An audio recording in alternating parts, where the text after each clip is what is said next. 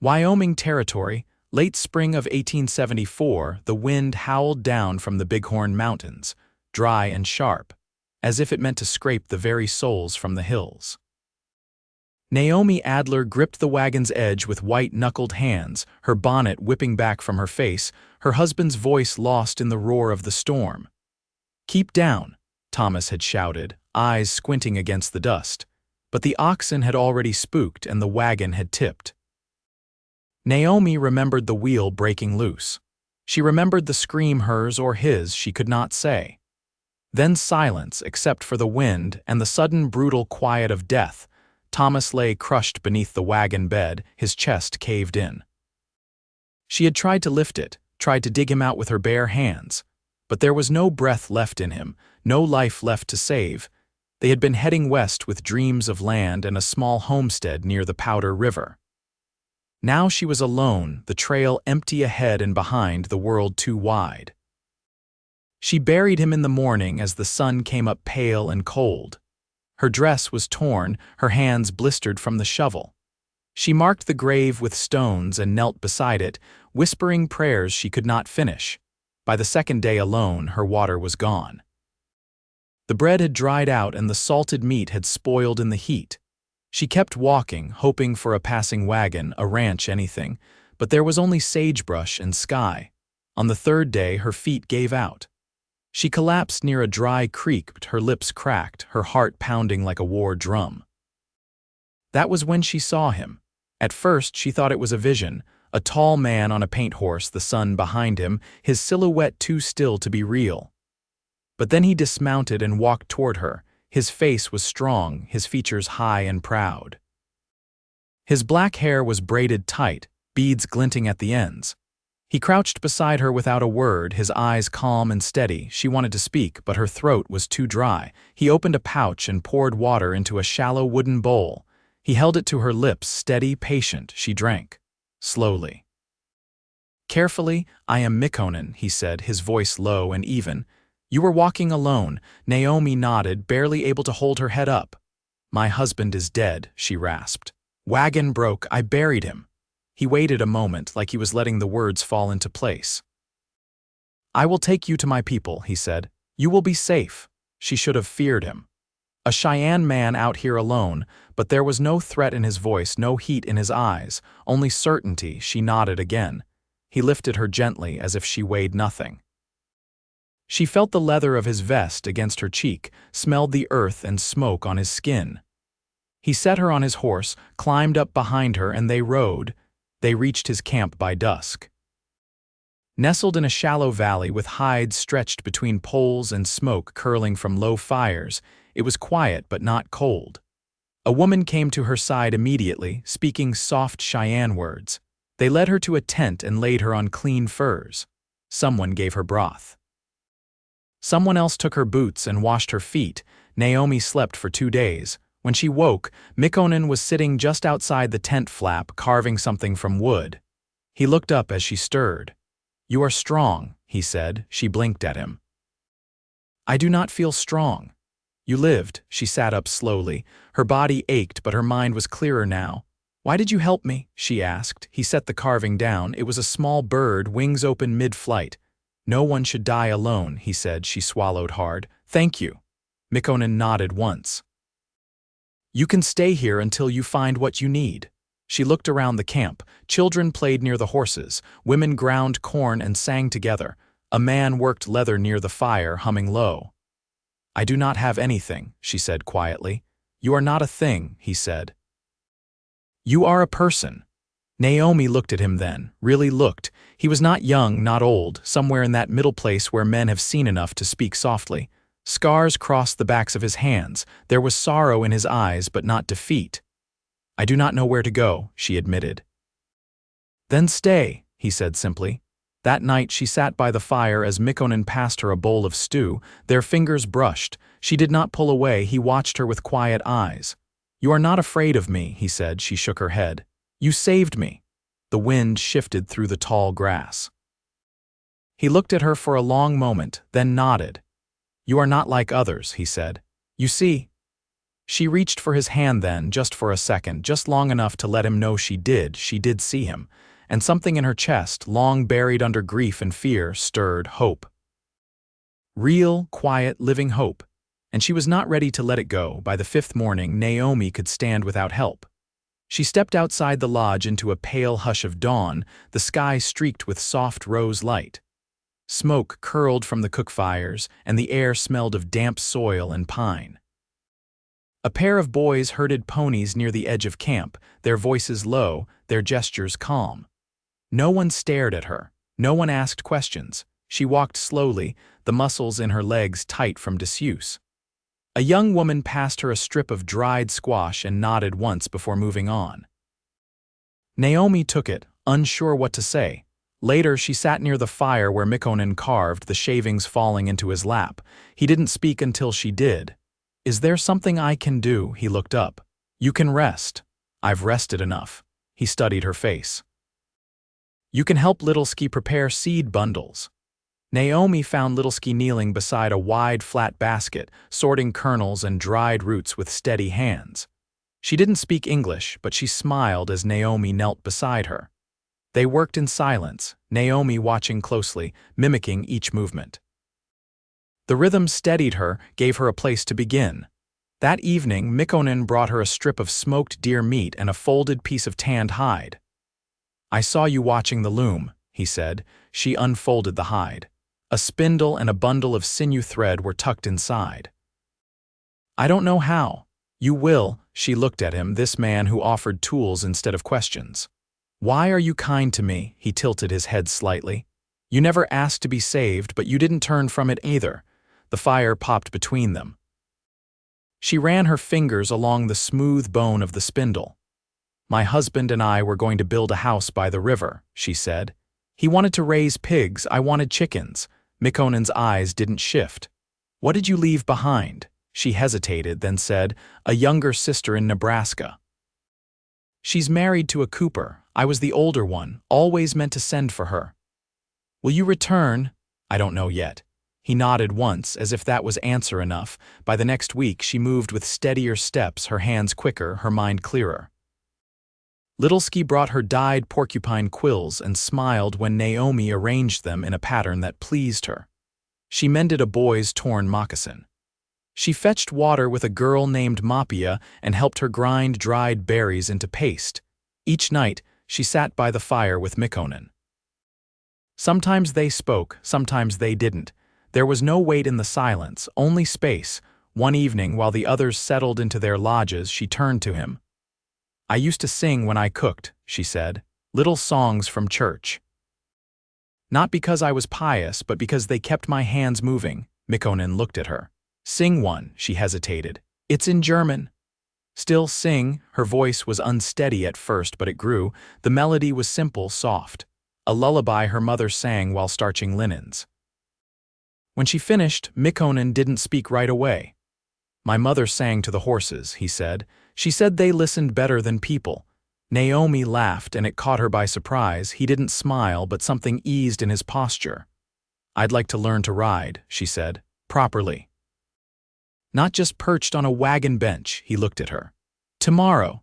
She slept better that night than she had in months. The ground was firm, but the furs were warm, and the air held no threat. Morning came with a soft drizzle. Mikonan met her near the corral, his paint horse already saddled. He swung up easily, then held out a hand without speaking. She took it. They rode beyond the camp, past the creek, and into a stand of cottonwoods. He taught her how to sit deeper, how to feel the shift before the horse moved. His hands guided hers, steady and sure, but never lingering. Her body ached by midday, but she didn't stop. When they returned, her face was streaked with sweat and dirt, her braid unraveling. "You learn fast," he said. "I listen." He nodded once. "You don't flinch." She met his eyes. "Not anymore." That night, she brought him a bundle of dried juniper and laid it beside the fire. He accepted it without a word, but she saw the way his fingers lingered on the twine. "I'll never belong here," she said quietly. "Not the way you do." "No," he said, "but you live here now." "That is enough." She looked at the fire, then back at him. "Is it?" His gaze didn't waver. "It is for me." She didn't answer. Instead, she reached for the spindle he'd given her days before and began to twist the sinew between her fingers. The fire crackled. The horses shifted in the dark beyond the tents. Somewhere a child laughed in her sleep, and beside her Mikonan stayed, solid, still. Real Naomi didn't know what would come next, but the weight in her chest no longer felt like grief, it felt like a beginning. The summer rains came late that year, in heavy bursts that soaked the lodges and painted the hills deep green. Naomi stood beneath a lean-to beside the horses, braiding cordage from sinew, her fingers quick with the repetition of it. Nearby, Mikonan checked the hooves of her roan gelding, his voice low as he calmed the animal with quiet Cheyenne words. "You always speak to them," Naomi said, not looking up. "They understand more than people do." Mikonan gave the hoof a final scrape, then let it down gently. "You've got the hands for that work. You think I'd make a good tanner, maybe not yet, but your knots hold." She held up the finished line. "I used to tie sacks of barley just like this." The farmhands said the mice never got through mine. Mikonan gave a single nod, then set the tool down and wiped his hands on a strip of cloth. "There's a gathering in 2 days. The bands come together near the Tongue River. You should see it. Will they want me there? They'll see that you walk beside me." Naomi met his eyes, the weight of the words settling between them. "Then I'll go." They left at first light the next morning. The trail threaded through cottonwood groves and open prairie, the horses stepping light through the damp earth. Mikonan rode ahead, guiding with a sure hand, while Naomi followed close behind, the paint mare she rode steady beneath her. By midday, the smell of wood smoke reached them, and then the sound drums, laughter, the ring of hammers on iron. Tents stretched wide across a plateau, their patterns bold against the grass. Children ran barefoot through the brush, and riders circled in from every direction. Naomi dismounted stiffly, her legs sore from the ride. A girl no older than 12 offered her a bowl of boiled turnip. Naomi took it with both hands and gave a nod of thanks. Around her, the air buzzed with movement, but she didn't feel lost. That night, a fire was lit at the camp's center. Mikonan stood with the elders, his shoulders square beneath his hide jacket. Naomi sat apart at first, near a pair of older women who passed her a woven blanket without a word. The drumming began slow, then built in rhythm, the singers' voices rising in patterns she didn't know but felt in her chest. When Mikonan returned, he didn't sit beside her. He stood across the fire, eyes on hers. "Come walk with me." She followed him beyond the firelight, past tents where soft conversation drifted in the dark. "I was married once," he said when they reached the ridge above the camp. 2 winters. Then fever took her. Naomi looked out across the moonlit valley. "Thomas never got sick, he just died before I did." Mikonan nodded. "Sometimes that's worse." She turned to face him. "I didn't expect to care again, but I do." His breath came quiet, steady. "You carry your grief without bitterness, that matters." She stepped closer. "I keep thinking of what you said that I lived. It wasn't just that you found me, it was that you saw who I still was." "I see you now," he said. Naomi lifted her hand, rested it against his chest. "Will you let me stay?" "There is no letting," Mikonan said. "You've already made a place here." They stood in the stillness, the wind brushing her hair against her cheek. He reached for her hand, rough fingers curling with hers. Naomi leaned into him then, not with desperation, but with a quiet certainty. "I want the life you live, not just near it, within it." He held her gaze. "Then we begin in the morning." She nodded, her heart steady. Below them, the fire burned low, the voices faded into sleep.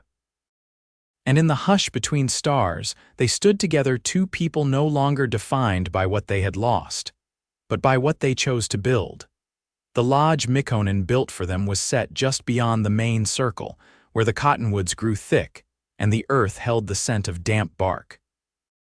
He shaped the frame from peeled lodgepole pine, anchoring it with care, and Naomi stitched the softened hides with sinew while a young cousin gathered sweetgrass to burn once it was finished.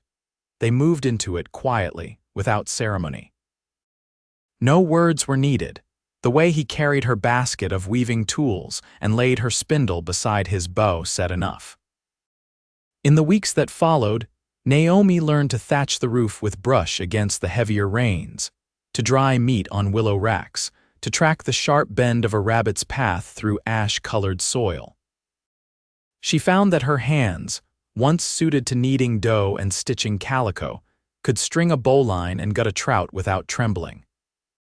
Late one afternoon, as clouds gathered low and blew over the ridgeline, Mikonan returned from a scouting ride with a hair across his saddle and a crease between his brows. "Something wrong?" Naomi asked, brushing her palms against her skirt. Riders passed near the south bluff. White men. 3, maybe 4, too far to see clear, but they're watching the valley, she straightened. Army, no uniforms, could be trappers, could be worse. He tied the hare's legs with practiced ease. "We'll stay close for a few days." A soft worry settled in her chest. Will they cause trouble? If they think they can take something and go unseen, maybe. That night, Mikonan didn't sleep. Naomi woke once to find him seated just outside the lodge, his rifle across his knees, eyes fixed on the dark beyond the fire's reach. She stepped out barefoot and sat beside him. "You think they'll come tonight?" "No, but I'll know if they move closer." She pulled her shawl tighter. "You always seem to know what to do." His mouth twitched, but not in amusement. "I've lost before." "I don't intend to lose again." Naomi looked at the rifle, then at his face. "If I had to, I'd fight too." He didn't answer, but after a moment he rested his hand over hers. His thumb moved once, slow and deliberate, across her knuckles. The men never came. 3 days later, fresh hoofprints turned east and the trail grew cold. Still, Mikonan kept his rides long and his words careful. When the sun returned in full, the camp prepared for the summer move north. Buffalo had been sighted near the Rosebud, and the elders agreed it was time. Naomi stood beside Mikonan as the poles were lashed and lodges taken down. She tied bundles with quiet competence, her movements no longer uncertain. "You've not asked to send word to your kin," Mikonan said that evening as they broke camp. Naomi adjusted the strap across her shoulders. "I thought I might before, but I don't think I'm meant to go back." He studied her face. "You sure?" She touched the beaded pouch at her hip, the one Littleski's sister had given her after they'd worked side by side through a night storm, hauling water to a colicky mare. "I belong here. Not because I must, but because I want to." They traveled north with the herd, the dust rising soft beneath their horses' hooves. Naomi rode beside Mikonan now, not behind. When they stopped to rest, he showed her how to scout the wind for scent, how to read the clouds for when to pitch camp high or low. One evening, they reached a wide plain where the grass moved like water and the wind carried the sound of distant hooves. The sky was streaked in lavender and orange, and the air carried a hush that made Naomi's chest tighten. Mikonan stood beside her, his eyes on the horizon.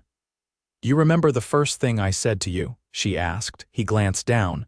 "You were too dry to speak." She smiled. "You said no one should die alone. I think about that sometimes, how close I came." He turned to her then, full and steady. "You didn't die, you lived." She reached up and touched his cheek. "I did, and I don't want to live apart from you, not now, not ever." He didn't answer with words. Instead, he leaned forward and their foreheads met, the weight of it quiet and sure. The wind tugged at her braid. His hand slid into hers. There was no ceremony, no vow spoken aloud. But in that moment, with the earth wide around them and the herd lowing in the distance, Naomi knew what they had built together was already a life. One forged not from what they had lost, but from everything they had chosen to carry forward together. The plain near the Rosebud River ripened under late summer sun, the tall grass golden and whispering. Naomi's hands, once blistered from the trail, had grown calloused and sure. She moved through the days with steady rhythm, scraping hides, laying down drying racks, braiding horsehair for reins. Each task was a choice, not a burden. She built her life the way she had learned from the land, with patience and without waste. Mikonan had begun taking her further each morning, trailing the buffalo herds with the others as they scouted ahead. She rode beside him, her bow slung across her back, her eyes sharp. When they stopped to rest, he no longer checked her saddle straps or adjusted her stirrups. He knew she saw to them herself. One morning, while the herd grazed westward, Mikonan handed her a folded cloth bundle. She ran her fingers over it. "What's this?" "Open it." Inside lay a dress of smoked elk hide, soft and dyed with ochre and plum.